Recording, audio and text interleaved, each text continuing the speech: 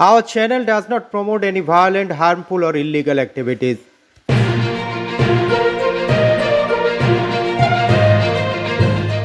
আরজি কর কাণ্ডে বছর ঘুরলেও এখনও তার মেয়ের বিচার পাননি বলেই দাবি তুলে শনিবার নবান্ন অভিযানের ডাক দেন অভয়ের বাবা মা। নবান্ন অভিযানে গিয়ে পুলিশের লাঠির আঘাতে মাথা ভাঙল বিজেপির ব্যারাকপুর সাংগঠনিক যুবনেতা প্রিয়াঙ্গু পাণ্ডের। তাকে আশঙ্কাজনক অবস্থায় সল্টলেকের একটি বেসরকারি হাসপাতালে ভর্তি করা হয়েছে। গুরুতর আহত হয়েছেন প্রিয়াঙ্গুর বেশ কয়েকজন সঙ্গীও। পশ্চিমবঙ্গের আইন শৃঙ্খলা নিয়ে আবারও সরব হলেন বিজেপি সাংসদ তথা কেন্দ্রীয় জাহাজ প্রতিমন্ত্রী শান্তনু ঠাকুর। তার মতে আরজি করের মতো ঘটনা যদি ভারতবর্ষের অন্য কোনো রাজ্যে হতো তাহলে এতদিনে প্রকৃত দোষীরা ঠিক শাস্তি পেত। বাংলায় আইনের শাসন নেই, এখানে নেতাদের মদদে পুলিশ কাজ করে বলেই অভিযোগ করেন তিনি। এরা এই রাজ্যের যারা নেতারা আছে, যারা মন্ত্রীরা আছে, তারা প্রত্যেকটা ভয়ঙ্কর কেসকে ম্যানিপুলেট করে তারা আন্দোলনের দিকে নিয়ে যায়। আর যে আরজি করে আজকে যে ঘটনাটা ঘটেছে, সেই ঘটনাটা যদি আজকে ভারত মানে এই পশ্চিমবঙ্গের বাইরে কোথাও হতো, আজকে যে আসামি এবং যারা দোষী তারা আজকে ধরা পড়তো এবং তাদের সাজাও সঠিক মতো হতো। শুধু পশ্চিমবাংলা বলে আইন ব্যবস্থার এত তলানিতে পৌঁছেছে, যেখান থেকে এই শাসন ব্যবস্থা, আইনি ব্যবস্থা এর পরিবর্তন না হওয়া পর্যন্ত এই রাজ্যে কোনোদিনও শান্তির শৃঙ্খলা ফিরবে না। ফের উত্তপ্ত কোচবিহার। প্রকাশ্য দিবালোকে খুন তৃণমূল প্রধানের ছেলে। শনিবার বিকেল 4টে নাগাদ 4 বন্ধুকে নিয়ে ডোডেয়ারহাটে মাংস কিনতে গিয়েছিল তৃণমূল প্রধান কুন্তলা রায়ের ছেলে অমল রায়। অপরাধীরা হেলমেট পরা অবস্থায় বাইকে করে এসে গুলি করে তাকে। স্থানীয় সূত্রে খবর, প্রায় 20 থেকে 25 রাউন্ড গুলি চলেছে। এই ঘটনায় আহত হয়েছেন একজন। খবর পাওয়ার পরই ঘটনাস্থলে যান উত্তরবঙ্গ উন্নয়ন মন্ত্রী উদয়ন গুহ। খুনের কারণ জানতে তদন্ত শুরু করেছে পুলিশ। আমি এসে এখনই দাঁড়ালাম, আমি শুনলাম এখন টিভিতেও দেখছিলাম ওরকম ঘটনা ঘটেছে যে গুলি করেছে, এবার কি কারা কেন পুলিশ দেখুক। এসআইআর এবং সিএএ নিয়ে শাসক বিরোধী তরজায় দ্বিধাগ্রস্ত সাধারণ মানুষ। এই পরিস্থিতিতে এসআইআর এবং সিএএ নিয়ে উত্তর 24 পরগনা ঠাকুরনগর ঠাকুরবাড়িতে প্রশিক্ষণ শিবিরের আয়োজন করল কেন্দ্রীয় প্রতিমন্ত্রী শান্তনু ঠাকুরের অল ইন্ডিয়া মতুয়া মহাসংঘ। সেখানে সিএএ ফর্ম ফিল আপ কীভাবে করতে হবে, কী কী কাগজপত্র প্রয়োজন এবং কেনই বা সিএএতে আবেদন করতে হবে, এসব নিয়েই প্রশিক্ষণ দেওয়া হয়। এর ফলে সাধারণ মানুষের আতঙ্ক অনেকটাই দূর হবে বলে অভিমত শান্তনু ঠাকুরের। সিএ ট্রেনিং প্রোগ্রাম হচ্ছে আজকে, যে কিভাবে অ্যাপ্লিকেশন করতে হবে, পেপার সাবমিশন করতে হবে, কী কী দরকার আছে তাই নিয়েই আর কি আমাদের লোকেরা যাতে বিভিন্ন জায়গায় ক্যাম্প করতে পারে, তার জন্যই ক্যাম্প করার জন্যই এই আজকে এই প্রশিক্ষণ কেন্দ্র বসছে। মূলত অল ইন্ডিয়া মতুয়া সঙ্গে অ্যারেঞ্জ করছে প্রশিক্ষণ। সুন্দরবন বাঁচাতে ম্যানগ্রোভকে রাখি পরিয়ে পরিবেশ রক্ষার অভিনব বার্তা দিলেন হিঙ্গলগঞ্জের বরুণহাট এলাকার মহিলারা। তাদের দাবি, ম্যানগ্রোভ বাঁচলে বাঁচবে নদী বাঁধ, আর নদী বাঁধ বাঁচলে বাঁচবে গ্রাম, জমির ফসল, মাছের ভেড়ি। আয়লা, আমফান, বুলবুলের মতো ঝড়ের ভয়াবহতা থেকে সুন্দরবনবাসীকে একমাত্র রক্ষা করতে পারে ম্যানগ্রোভ অরণ্য। তাই ম্যানগ্রোভ বাঁচাতে এই গাছের গায়ে রাখি পরিয়ে ভ্রাতৃবন্ধন স্থাপন করলেন তারা।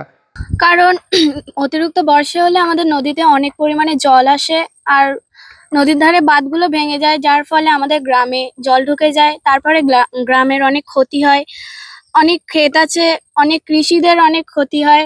আর নদীর ধারে এই গাছগুলো মানে ম্যানগ্রোভকে বাঁচিয়ে আমরা বাঁচতে পারি। ম্যানগ্রোভকে ওই জন্য সেই উপলক্ষে আমরা রাখি পরিয়েছি। আর একটি গাছ একটি প্রাণ, আমরা সবাই জানি, সেই কারণে ম্যানগ্রোভকে রাখি পরানো। কারণ আমাদের নদী যখন বর্ষা হয় তখন নদীতে জল অতিরিক্ত পরিমাণে বেড়ে যায়, সেই কারণে বাঁধ যে বাঁধটা থাকে সাইডে, ওই বাঁধটা ভাঙার আশা মানে পুরো ভেঙে যায়, আর ভেতরে সব জল ঢুকে যায়। সেই কারণে আমাদের ম্যানগ্রোভ বাঁচাতে হবে, কারণ ম্যানগ্রোভ যদি না বাঁচাই তাহলে ভাঙার সম্ভাবনা খুব কম থাকে। অন্যদিকে এদিন হিঙ্গলগঞ্জের ঘোষপাড়াতেও ম্যানগ্রোভকে রাখি পরিয়ে পরিবেশ সচেতনতার বার্তা দিলেন স্বপ্ন সমিতি সংস্থার মহিলারা। তাদের এই উদ্যোগকে সাধুবাদ জানিয়েছেন হিঙ্গলগঞ্জ পঞ্চায়েতের প্রধান রূপা গুপ্তা।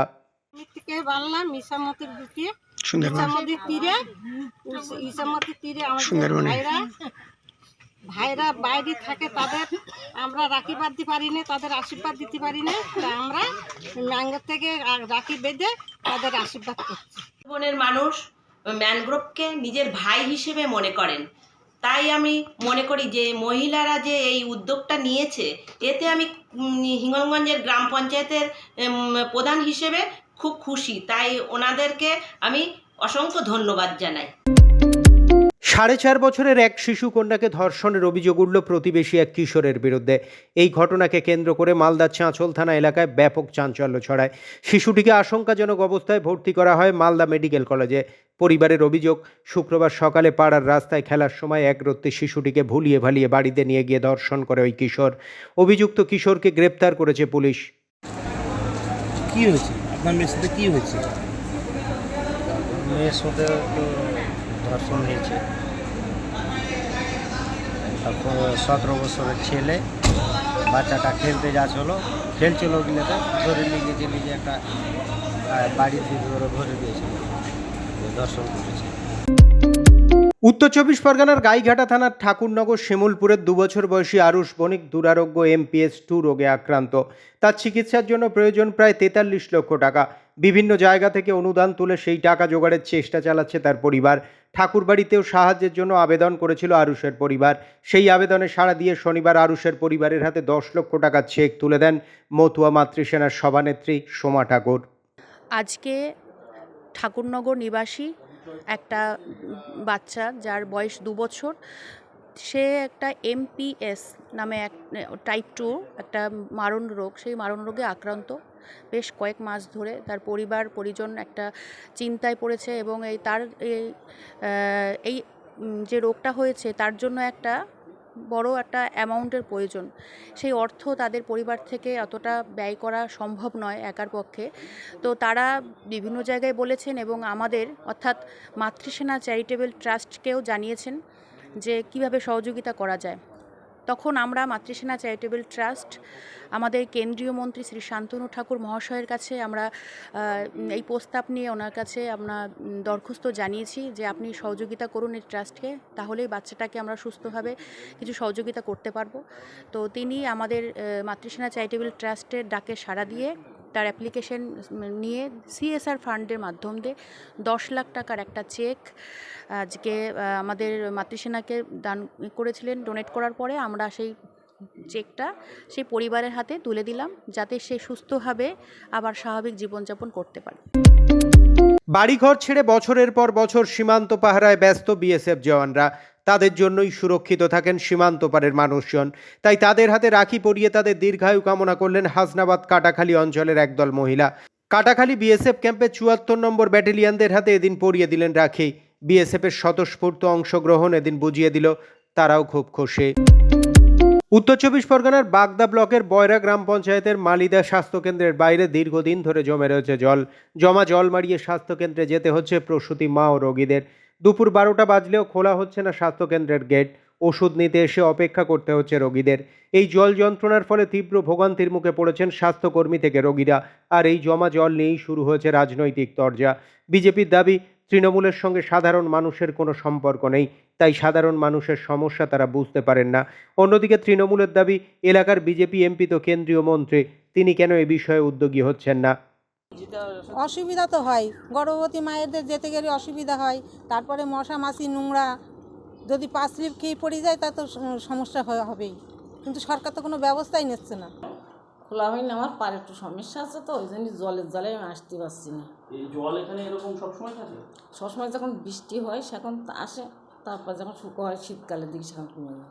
দেখুন, মালিদা সুস্বাস্থ্য কেন্দ্রে এই যে করুণ অবস্থা, এটা পুরো প্রমাণ করে দিচ্ছে যে পুরো পশ্চিমবঙ্গ জুড়ে সরকারের কি করুণ অবস্থাতে সরকারটা পৌঁছেছে। প্রসূতি মায়েরা সেখানে চিকিৎসার জন্যে যায়, সেখানে বৃদ্ধরা চিকিৎসার জন্যে যায়। সেই জায়গাটা আজকে দীর্ঘদিন ধরে এভাবে জলমগ্ন। যারা ওখানে স্বাস্থ্যকর্মী তারা পর্যন্ত সেখানে পৌঁছাতে পারছে না। তার কারণ একটাই, এই নোংরা জলে জায়গাটা এতটাই বাজে অবস্থায় পরিণত হয়েছে যে ওখান থেকে চলাফেরা করা যায় না। বিজেপি তো বলছে তৃণমূল কাজটা করে না।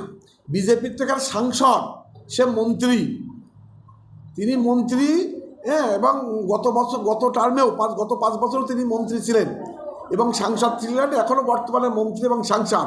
বিজেপির নেতাদের বলুন যে একটা কাজ দেখান, যে সাংসদ এখানে একটা কাজ করেছে, একটা রাস্তা করেছে, কি একটা ড্রেন করেছে, কি একটা কালভার্ট করেছে, কি একটা লাইট করেছে, একটা কাজ ওনারা দেখান।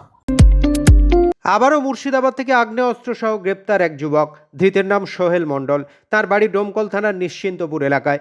গত শুক্রবার রাতে গোপন সূত্রে খবর পেয়ে ডোমকল থানার পুলিশ তার বাড়িতে তল্লাশি চালায়। সেখান থেকে উদ্ধার হয় একটি 1 নলা দেশি বন্দুক এবং 2 রাউন্ড কার্তুজ। ওই যুবককে অস্ত্র আইনে গ্রেপ্তার করা হয়েছে।